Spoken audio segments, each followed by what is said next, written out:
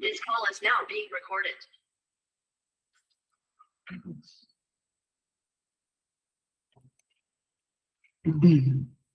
Ahora sí, vale. Bueno. Todo tuyo.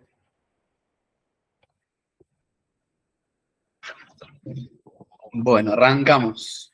Buenas tardes para todos. Mi nombre es Valentín Mitilo. Soy licenciado en Kinesiología y residente del Hospital de Niños Sor María Ludovica.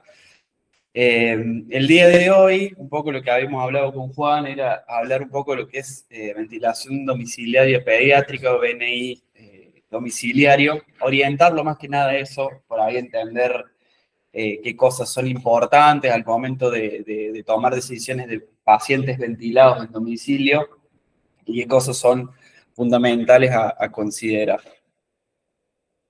Como objetivo principalmente de esto, de esta pequeña charla, clase, es comprender primeramente el tratamiento médico en el ambiente adecuado, qué cosas debemos considerar, qué selección de pacientes podemos hacer, cuáles ameritan poder realizar lo que es una ventilación domiciliaria o no, poder tratar de disminuir la interferencia hospitalaria, que esto es bastante recurrente, lo podemos ver con los pacientes vuelven a reingresar por diferentes circunstancias y que por ahí a veces son cuestiones más bien que no se pueden resolver y que siempre van a ser reiteradas y van a terminar en una hospitalización prolongada. Evitar la institucionalización, como recién lo dije, disminuir las internaciones prolongadas, tratar de evitar justamente de mantener estos pacientes dentro de un nosocomio con el riesgo que implica que estén dentro del mismo lugar. Prevenir internaciones de pacientes con patologías crónicas, que eso es lo que principalmente va más orientado a esta clase, en esos pacientes que a larga data van a necesitar de una asistencia ventilatoria. Acompañar y asistir a los pacientes con sus familias, qué cosas podemos hacer nosotros como profesionales al momento de tomar estas decisiones y qué podemos hacer para que sea todo este proceso más fácil y sea lo mejor, hablando en lo transicional del paciente desde la unidad de hospitalización hacia su casa, y aumentar la disponibilidad de camas para patologías agudas, que eso es fundamental porque a veces estos pacientes ocupan un espacio físico, por ende no podemos realizar ingresos de patologías que realmente necesitan estar hospitalizadas y reducir los costos, que es principalmente lo que buscamos, ¿sí? Para empezar y entender, poner en contexto qué es la VNI o ventilación no invasiva. Antes de entrar a esto, es importante entender cuál es la diferencia principal en lo que es ventilación invasiva y no invasiva. Se dice que una ventilación es no invasiva cuando se utilizan interfaces o no superan lo que es la entrada de la vía aérea desde la cabina traqueal, es decir, laringe, faringe, vía aérea superiores, ¿sí?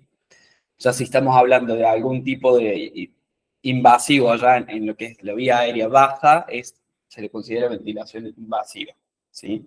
La VNI vamos a hablar principalmente de lo que es toda la parte de vías aéreas superiores, laringe, faringe, boca, etcétera, etcétera, fauces y demás.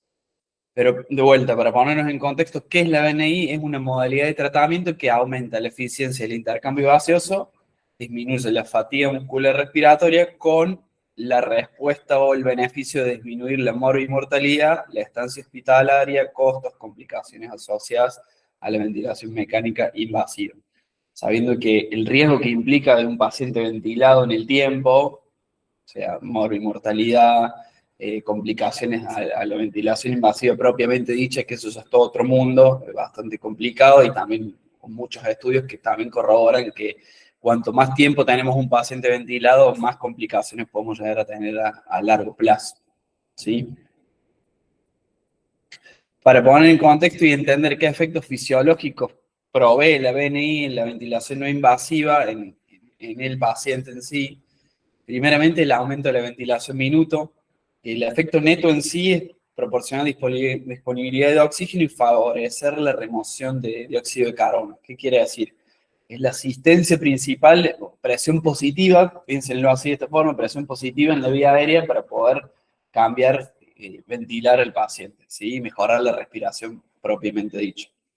La descarga de la musculatura respiratoria, que lo que hace es reducir el esfuerzo y para el mismo volumen tidal o volumen corriente, la carga inspiratoria innecesaria, es decir, que el paciente reposa sus músculos, ¿no? Le estamos dando una asistencia para que no se agote a largo plazo.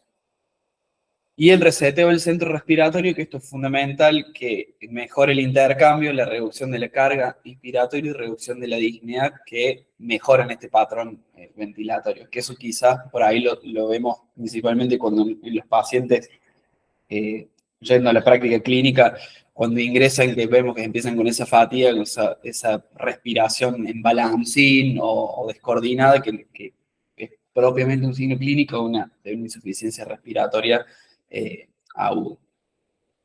Y fundamentalmente también el reclutamiento alveolar e intercambios de gases, que es lo que buscamos principalmente con esto, que los alveolos colapsados sean reclutados durante la entrega del volumen y se mantengan reclutados con presión expiratoria, o la PIN, como se le dice, que es la presión expiratoria del final. Permeabilidad de la vía aérea, así que se mantenga abierta. Igualmente, y la compensación de autopip por PIP externa, reducimos el gradiente de presión para gatillar. Es decir, que si el paciente está con PIP intrínseca, que eso también, al ofrecerle PIP externa, hacemos que ese gradiente cambie, por ende reducimos todo ese espacio de volumen atrapado que suele mantener el paciente. Y la interacción cardíaca, que mejora la función del ventrículo izquierdo debido a la disminución de la poscarga del ventrículo izquierdo, es decir, la resistencia que tiene que hacer el ventrículo izquierdo para bombear sangre hacia la aorta.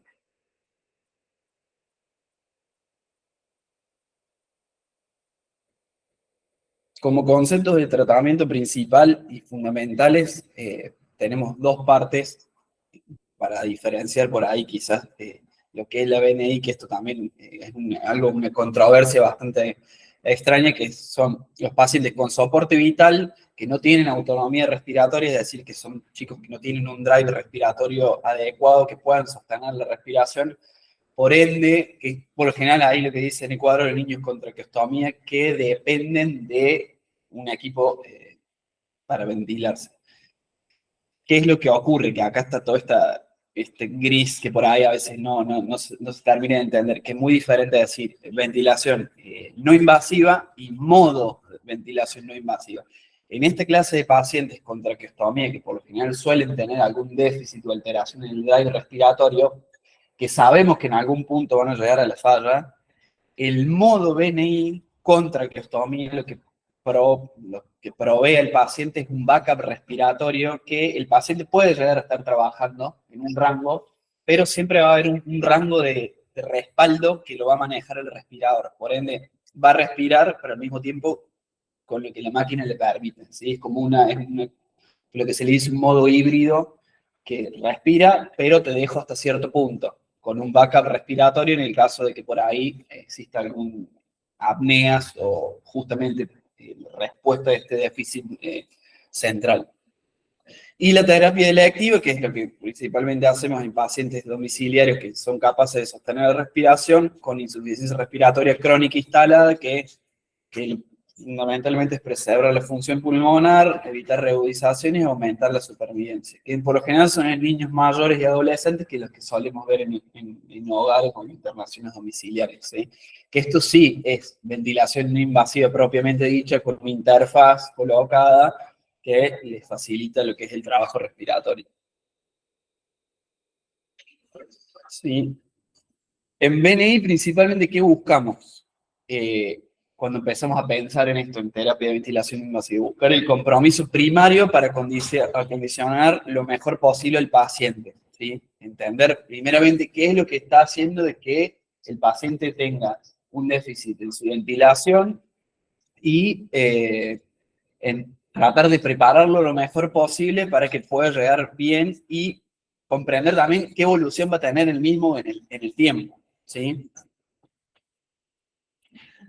Ahora, al momento de empezar a evaluar realmente cuáles son los pacientes que necesitan asistencia a ventilación no invasiva, tenemos todo un mundo gigante de patologías que nos permiten ser abordadas con ventilación invasiva. Tenemos lo que es el mundo de enfermedades respiratorias, alteraciones bronquiales o pulmonares, alteraciones del sistema nervioso, patologías neuromusculares, cardiopatías congénitas, alteraciones esqueléticas.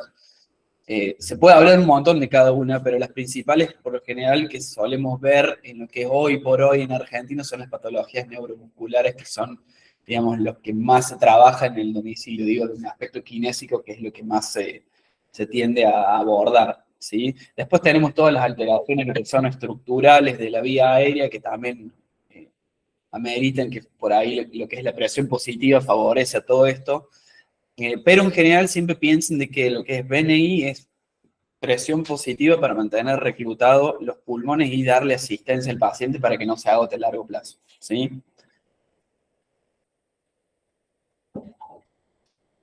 Entonces, una vez que seleccionamos el paciente o empezamos a entender cuál es en sí la fisiopatología de base o el mecanismo en el cual hace que su sistema respiratorio entre en fallo o que a largo plazo empiece a tener un déficit, empezamos a ver qué cosas son las que debemos tener en cuenta para empezar a pensar en esto bueno, le vamos a dar una BNI para darle una asistencia, ¿sí?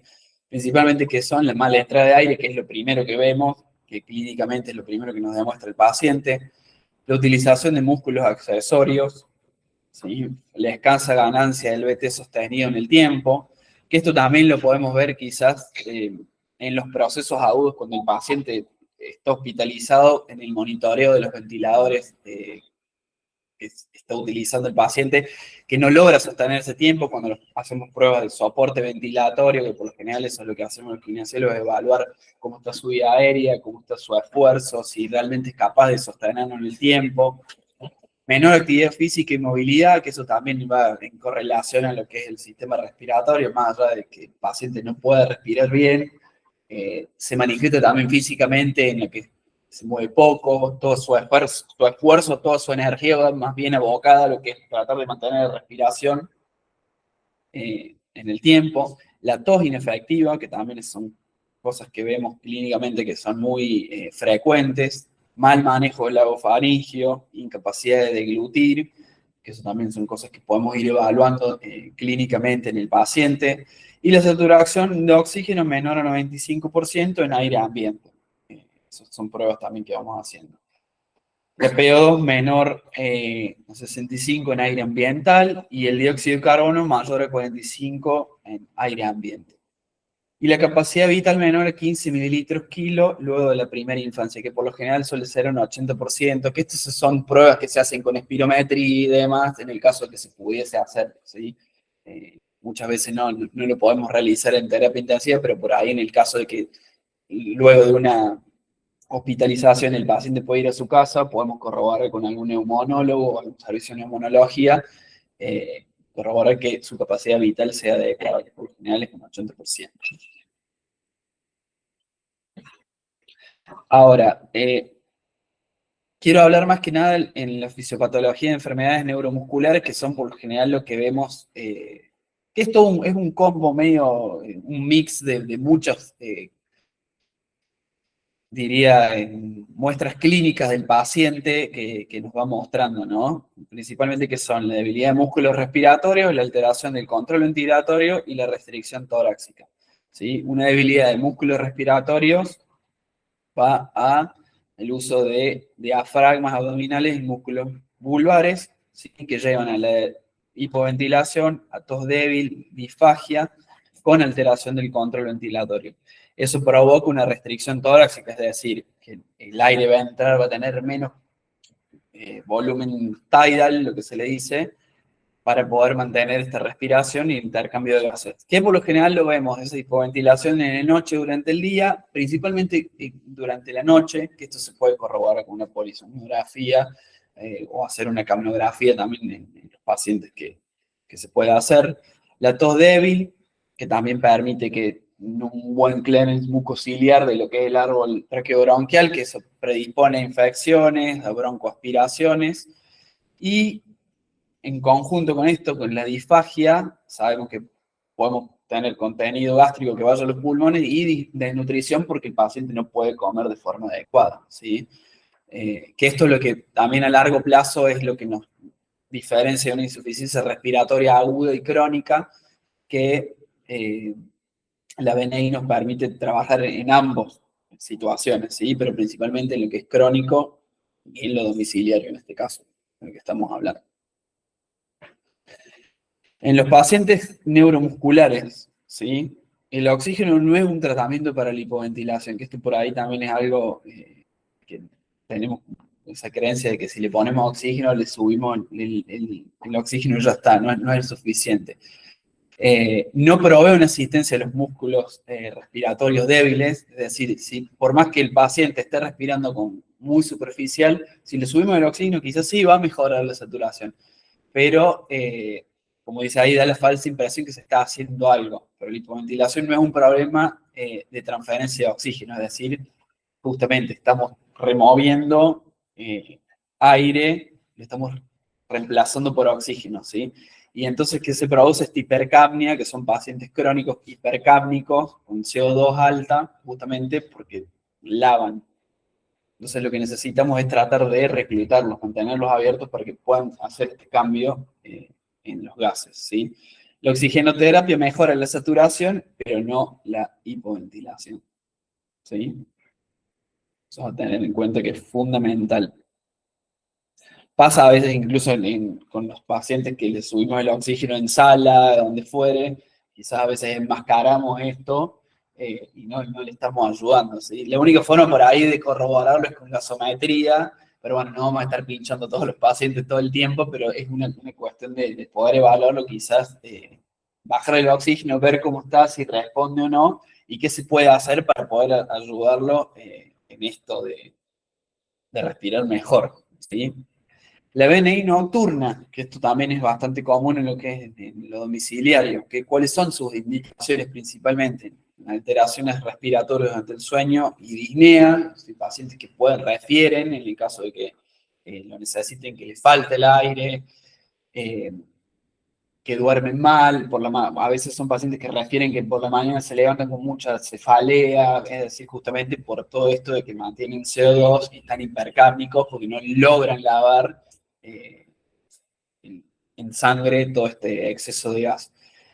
Hipoventilación diurna nocturna con capacidad vital forzada menor un 20% del valor teórico. Esto también se puede evaluar con una espirometría. O menor un 50% si es rápidamente progresivo. Y Pimax menor a 30 centímetros de agua. Que esto es una medición que se hace principalmente, que también lo hacemos los kinesiólogos, de la fuerza que tienen, en poder, qué fuerza tienen sus músculos respiratorios para meter el aire y sacarla, que es Pimax y Pmax y pico flujo tosido, que también son mediciones objetivas que hacemos para poder evaluar si el paciente qué condición está, si está débil o no, o si es capaz de defender su vía aérea de forma adecuada.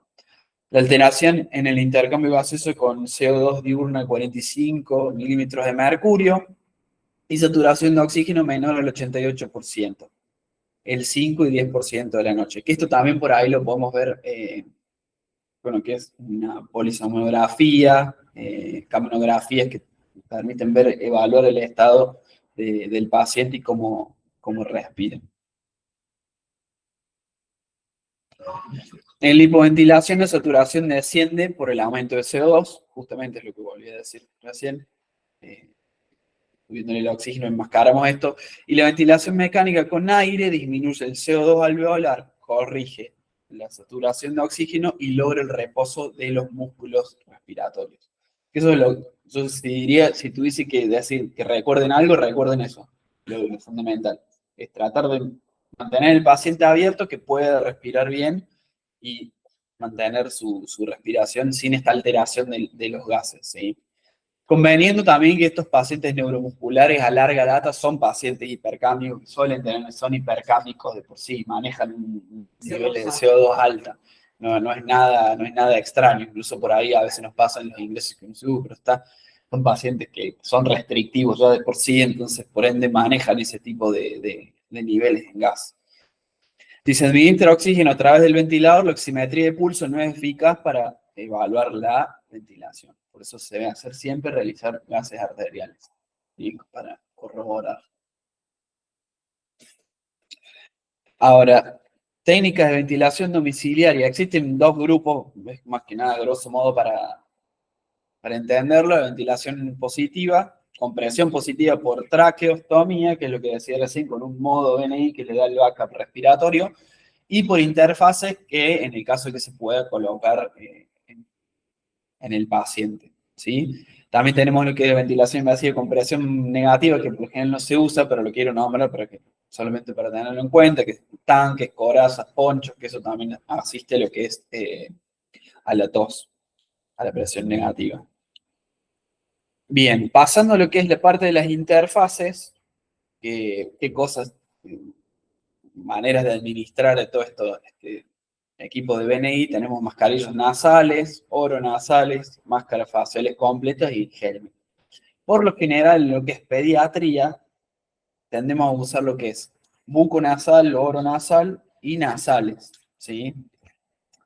Lo que es el total face o lo que es la máscara completa por ahí, no se suele usar mucho porque es muy difícil a veces lograr adaptar al paciente. Ese es el desafío quizás principal que tenemos tanto los kinesiólogos como todo el personal de salud, lograr adaptar al paciente. Exactamente, también. Recién pusimos unas máticas ya en el hospital, se ahogaban. Pero depende también del requerimiento y el esfuerzo que tenga el paciente. Porque, por ejemplo, la problema por la anemia de Duchenne, ya que es la neuromuscular, es un área que necesita el dato perfecto. Le pones una nasal y no está mal. Él te pide la otra máscara, le tira chorros y está perfecto. Porque este prefiere ser de aire. Entonces también creo que depende mucho. Más para el neuromuscular.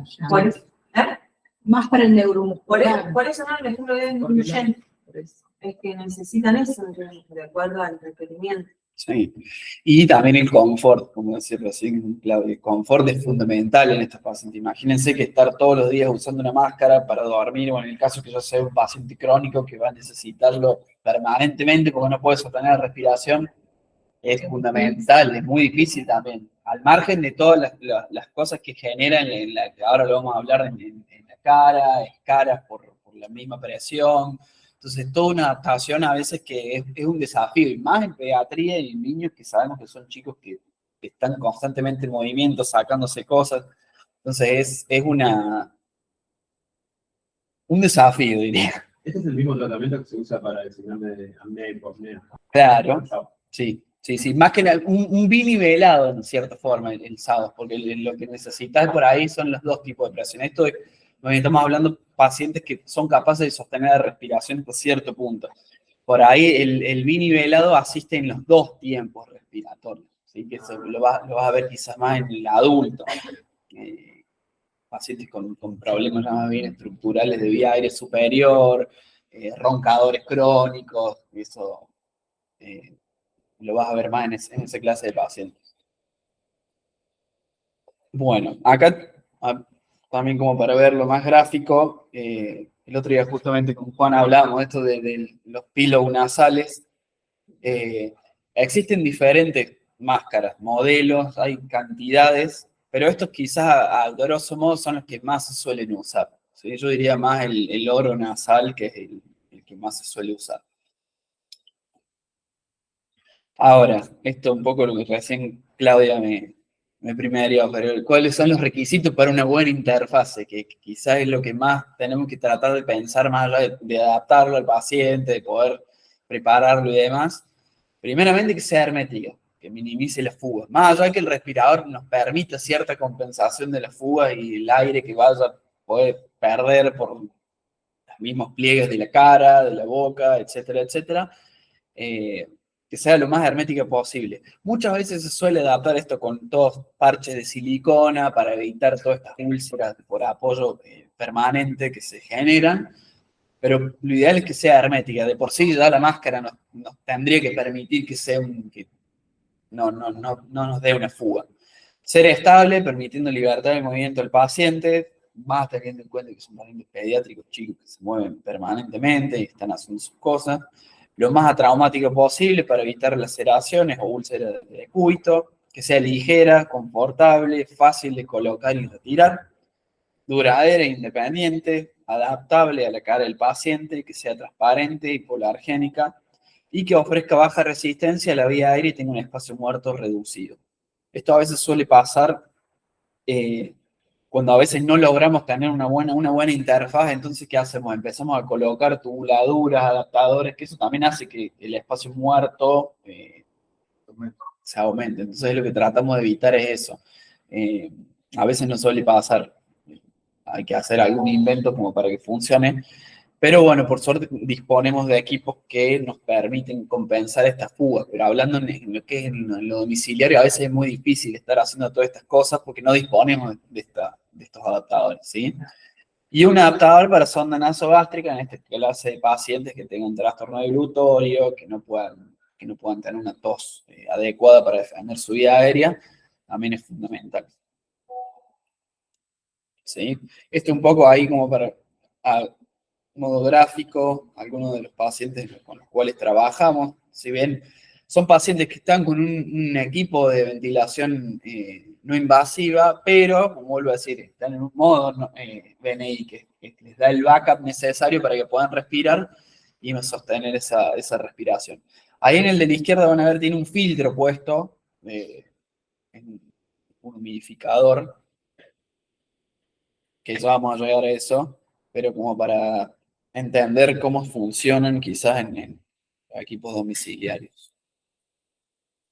La BNI en pediatría propiamente dicha, y esto hay es un submundo del submundo la BNI en pediatría, diría. ¿Qué es el desafío principal? Es difícil implementar en niños pequeños y lactantes, entendiendo que hasta los 6 meses tenemos los niños son respiradores natos por la nariz, nasales. Entonces, a veces es muy difícil por ahí colocar una de estas máscaras donde a veces el niño respira por la nariz, entonces las fugas que genera, etcétera, etcétera. La ventilación suele ser ineficiente a causa de fugas en la boca o en la máscara, que a veces eso suele pasar. ¿Sí? Por eso siempre, por lo general, adoptamos uno que es buconasal para compensar esa fuga y saber que está bien monitoreado para que no vaya a mayores, ¿sí? Otra de las cosas que pasa también, que puede haber alteración en el crecimiento facial, y es real esto, a veces pasa cuando los arneses ajustan tanto, cuando estamos hablando de niños que están en desarrollo, que las fontanelas no están cerradas y a veces vemos que el arnés les aprieta o que dependen tanto de esto. Es súper importante también tenerlo en cuenta al momento de evaluar qué le vamos a poner al paciente. Lesiones por presión, que eso es lo más común, pues podemos ver acá en la parte de la región del puente, de la nariz, que eso es lo más común, donde la máscara... Sí, Joaquín que tuvo. Bueno, eso fue una interfaz oronasal que es bastante grande, queda bien, y era bastante grande. Y que hasta cierto punto ni siquiera con duoderm ni parche de silicona, porque la presión es permanente. ¿Es Joaquín Torres? Torres. Sí. ¿Te acordás que tenía todo el Joaquín Torres. Sí, acá.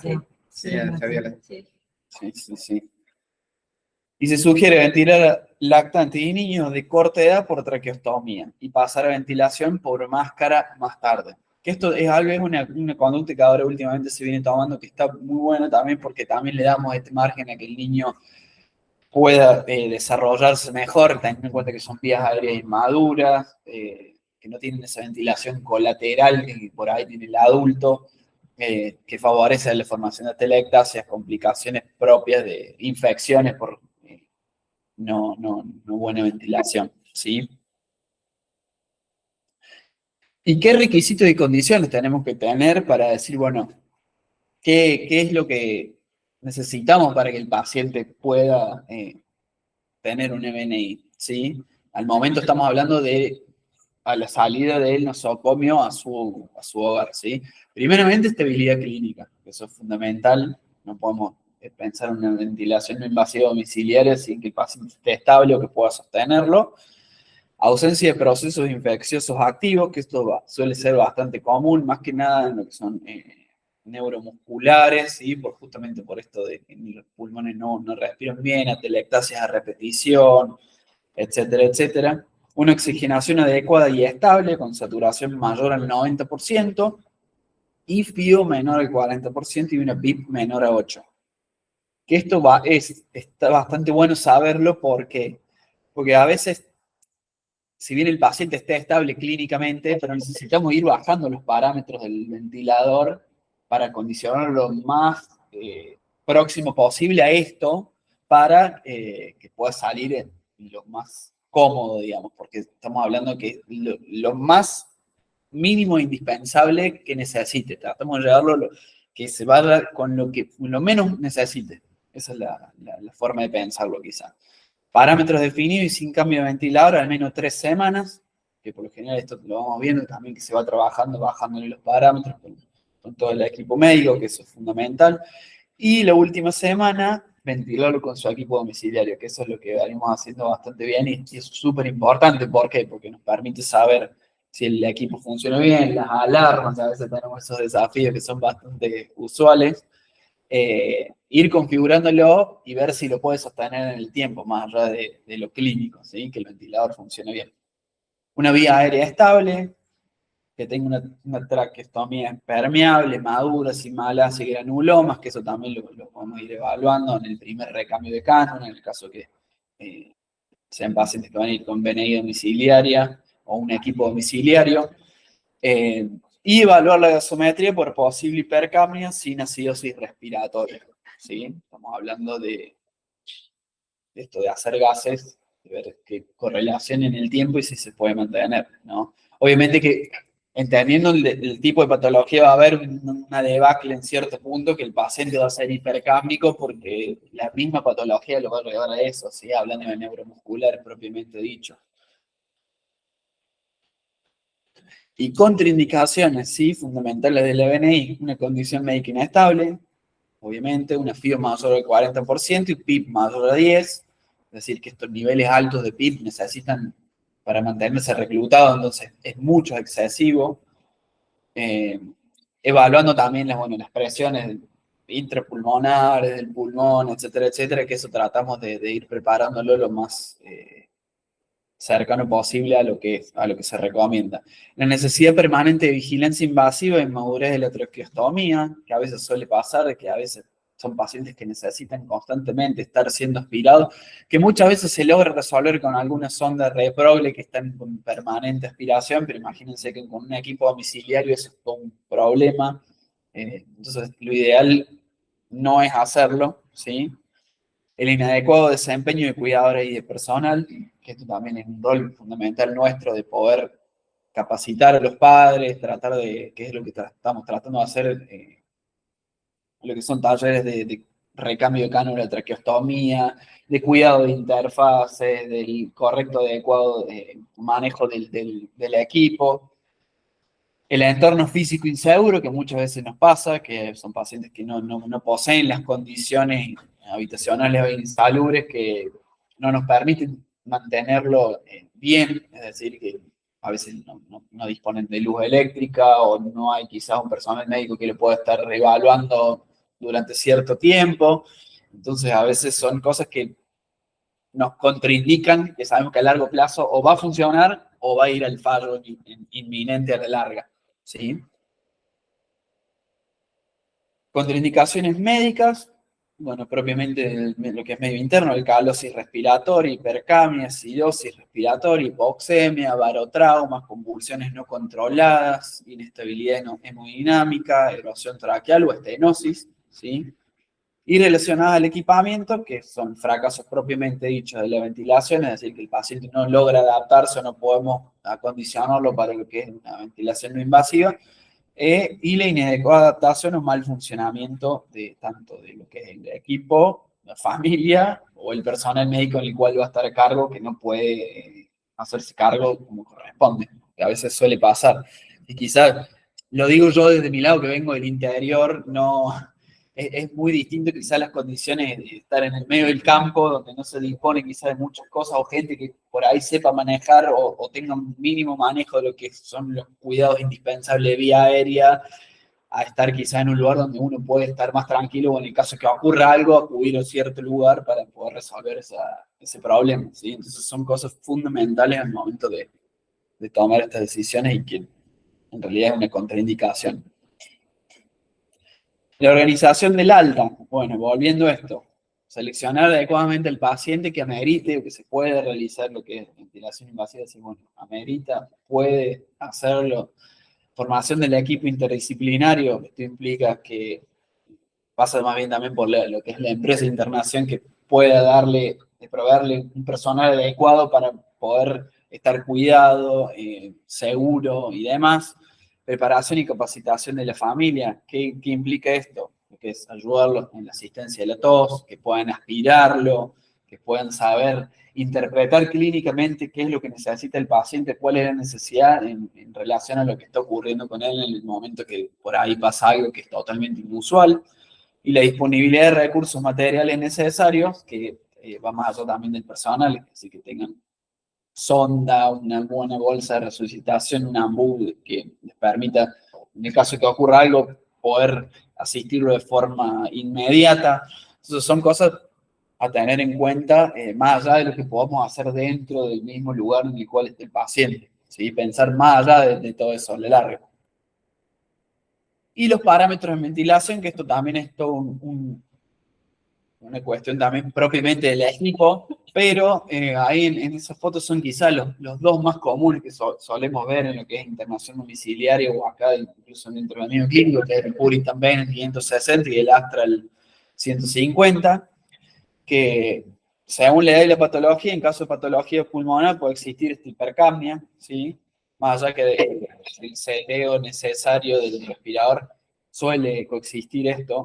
Adecuar el volumen tidal cerca de los 10 mililitros, sabiendo que puede haber presencia de fugas, más si tenemos pacientes que tienen una cánula de traqueostomía sin balón, que suele haber esta tendencia de lo que es fuga pericánula, ¿sí? Adecuar la utilización de PIP, que no sea tan alta, ¿sí? Y la gasometría de 6 a 12 meses, que por lo general es algo que se hace regularmente. Antes del alta siempre se corrobora todo eso, esté funcionando bien como debe ser, ¿sí? Y para terminar, los filtros de humidificación. Esto no me voy a meter mucho en la cuestión en sí, pero sabemos que tenemos la humidificación pasiva y activa. Del lado izquierdo, en la parte de arriba, es un filtro pasivo, que también los filtros HME, en el caso que por ahí, por el cuidado del paciente, se colocan para cuidarlo, que es de vía aérea, de virus, bacterias, etcétera, etcétera. Y la función principal que tienen estos filtros, que ahí en una de las fotos anteriores habían visto, es cómo funciona básicamente esto. Es el filtro por filtrado electrostático, una barrera electrostática, filtra todos los bichos y demás que quedan ahí, y el filtro pasivo lo que hace es mantener el aire de la misma corporal, que se mantenga. Ahí Juan trae justo, miren, para que lo vean.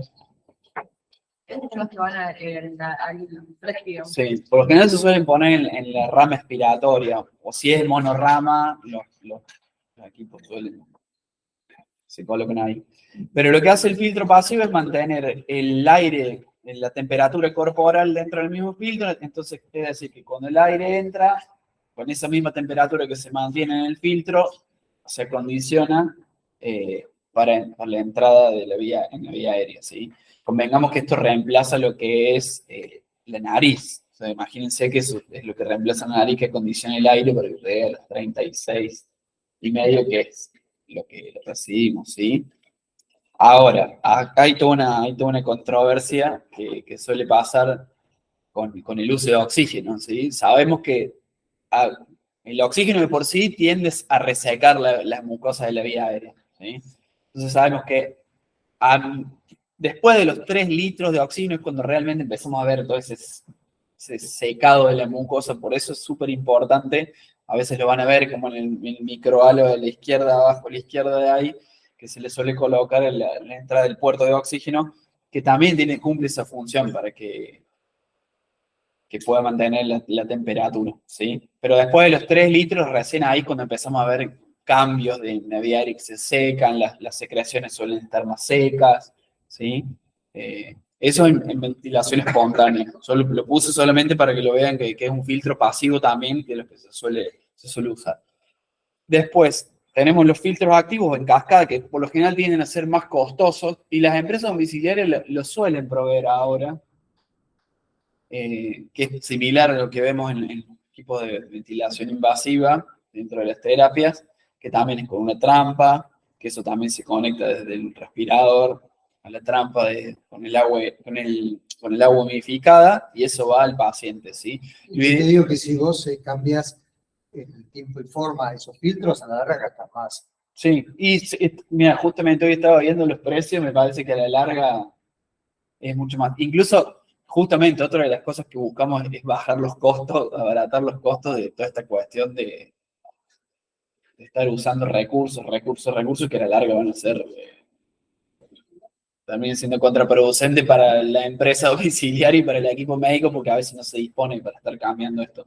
Por lo general, esos filtros se suelen cambiar cuando están muy condensados en la parte de arriba, se suele ver, se los cambia porque generan resistencia en el mismo circuito.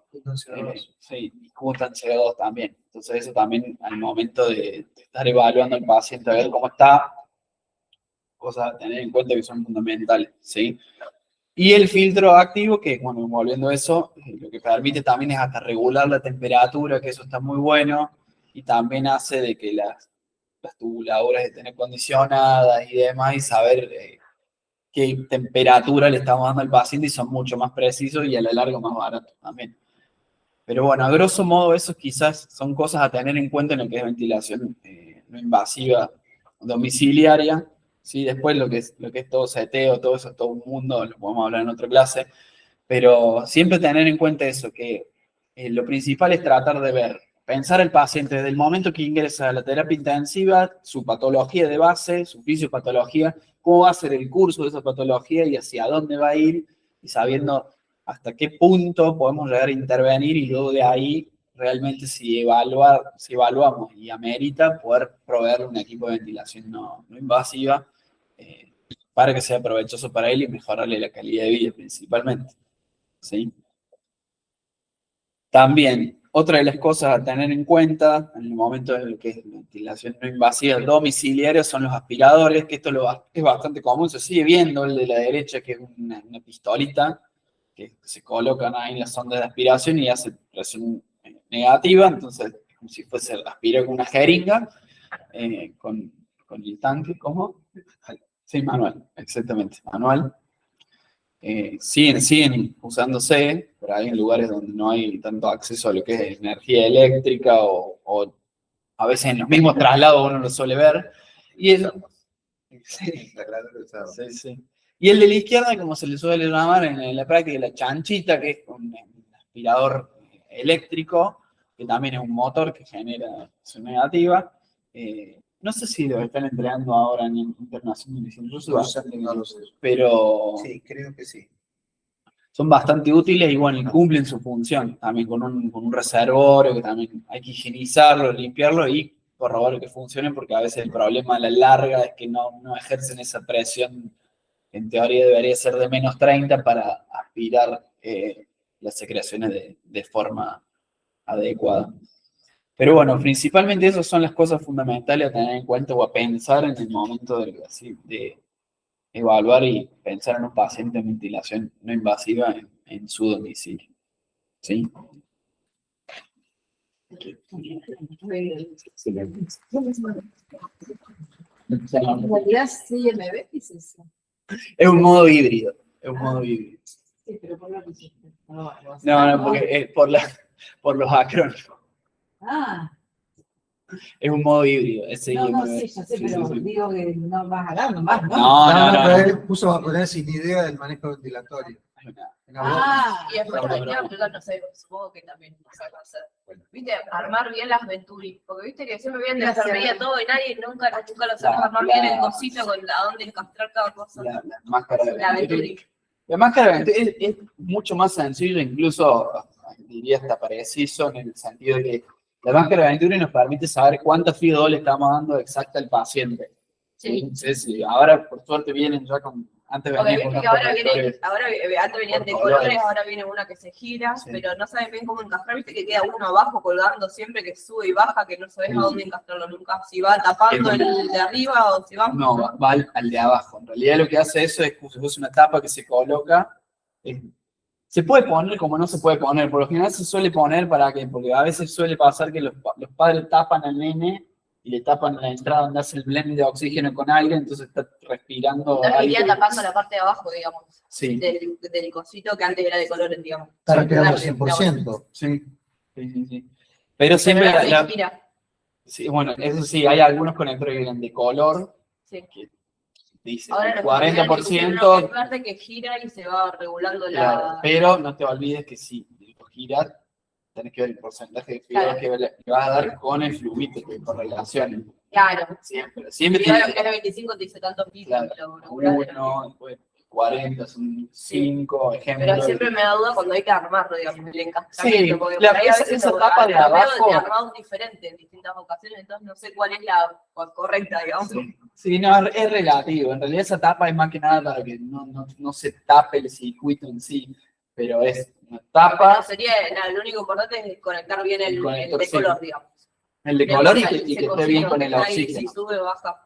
O sea, El flumímetro, sí, eso es un la tapita no importa, digamos. No, la tapa no, Claro, mientras no esté tapado claro. abajo por dentro del oxígeno, sí, no, era sí, eso sería todo.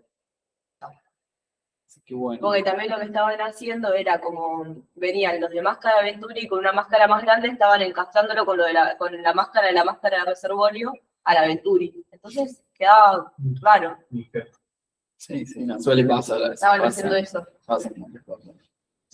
Para generar la máxima field, eso siempre tuve un poco de duda. La Venturi es a alto flujo, Sí. pero sin embargo no genera el 100%, digamos, de la oxigenación, ¿no? Tengo entendido que la mayor oxigenación se produce con el reservorio, con válvulas. No, en realidad la máscara de Venturi lo que hace en sí te permite monitorear cuánto frío le estás dando al paciente puntualmente. No, está bien, pero la máscara Venturi se llama Venturi porque genera el efecto Venturi, que es el principio físico, que cuando pasa el aire arrastra el otro aire. Claro, ¿Sí? pero por eso nunca Nunca, llega al no, la máscara de la reanimación es la máscara con reservorio con válvula de correctividad. 65 Esa es la de máscara la de que reservorio. llega al 100%. No es 50 el máximo de la Venturi. Yo he visto el 65. bien. Sí. Capaz que Pero no en pediatría, ojo. Yo he visto que incluso le hacen más grande el mismo hueco de la. Pero por lo general, no sé si ya sabemos que vamos a usar un montón de fiebre para ir con una máscara de reservorio. Pero no sabes cuánto te le estás dando de oxígeno real. Por eso por ahí la máscara de Venturi es como mucho más precisa. Y si vos querés hacer una escalada o un descenso de la oxigenoterapia, siempre es ideal. ¿Puedo decir por qué se llama de alto flujo? Claro. Se llama por eso, porque la FIO2 es exacta. No, pero el alto flujo, No. el alto flujo yo les voy a dar el manual de Valls para eso. Alto flujo son todos los dispositivos de oxígeno que van con más de 10, 12 litros por minuto. Sí, la máscara de reservorio es un dispositivo de alto flujo. Sí, pero la cánula nasal, la bigotera es un dispositivo de bajo flujo. Hay un límite que son 10, 12 litros. Todos los dispositivos que trabajan con más de ese aporte. Yo tenía ¿Es entendido flujo? que se llama de alto flujo, ¿no? Si sabes o no la FIO2 que te da. No, es No. por los litros. Los litros por minuto que vos estás administrando. Por eso la cánula hasta Ahora, 3 litros después te sería lo- lo ideal. después te lo voy a- Había leído sobre eso.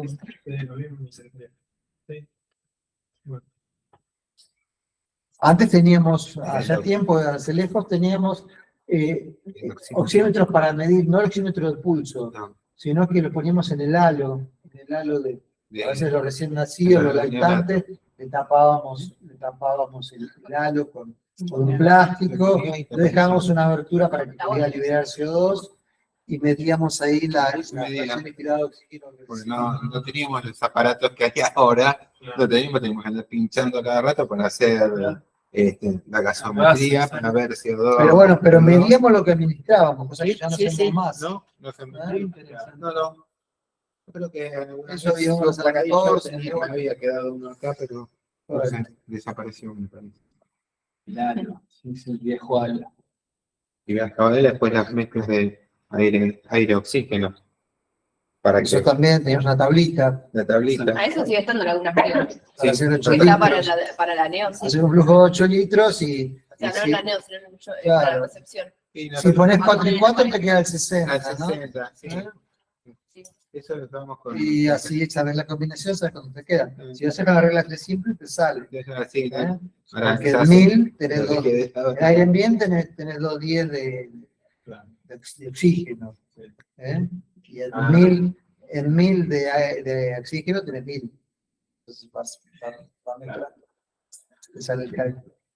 Entonces, había un respirador de transporte que usábamos en el DP10 que tenía los dos flumites, oxígeno y aire, entonces los conectábamos y con eso, hasta que después vinieron los respiradores nuevos de transporte. Pero Sí. También antes había unos respiradores que hacían el blend con aire ambiente. con aire una marca, ambiente, sí. sí. Los NA1, los grandotes, esos, la ropa. No necesitaban. No, ese era para nosotros era volumétrico eso. Uno grande. En nuestro medio no debería ser así, pero es una realidad. El médico tiene que conocer el instrumental, tiene que saber cómo se ponen los electrodos, tiene que saber cómo se pone el celo de la arteria, tiene que saber cómo se arma el respirador, porque vas a ir a un lugar donde tenés un kinesiólogo que sabe más que vos, y vas a ir a otro lugar donde vas a estar solo, es una enfermedad que sabe. Así que nosotros, para estresarse menos, los invitamos a que se familiaricen con todas las prácticas, aunque las que parecen que no son de uno. Un consejo. Uno tiene que hacer todo porque no sabe a dónde va a terminar. Es frecuente, ¿viste? Vas a una terapia, ese día faltó la enfermera, te mandan una enfermera de consultorio externo, el piso, y vos te encontrás que por ahí sabes en la teoría, pero no lo podés hacer. Hay un artículo Vamos a aplicar. del Sevier, y usa los dispositivos de alto flujo, dice que son aquellos que proporcionan una FIO que es conocida y es fija, y que es independiente del patrón respiratorio del paciente. Y la máscara reservable la toma como de bajo flujo, porque no se sabe la FIO exacta. Por eso yo he leído eso como que... Puede ser, no, no discuto que está hasta ahí. Yo siempre manejé con el criterio PALS, que es del American Heart. Yo no entendía que era de la cantidad de litros que vos le aportabas. Claro. Porque en realidad flujo es eso, es volumen en la unidad de tiempo. Claro, sí, sí. No, Si uno está hablando de flujo, está hablando de volumen en la unidad de tiempo. Sí, así que te queda pensando. Te quedas pensando. ¿Eh? Ah, no, bueno. Bueno, Valen. Excelente, muchas gracias. Lo que dice así, bien, estamos para eso. Gracias. ¿Cuánto tiempo dura un filtro de estos puesto de manera constante? Desde la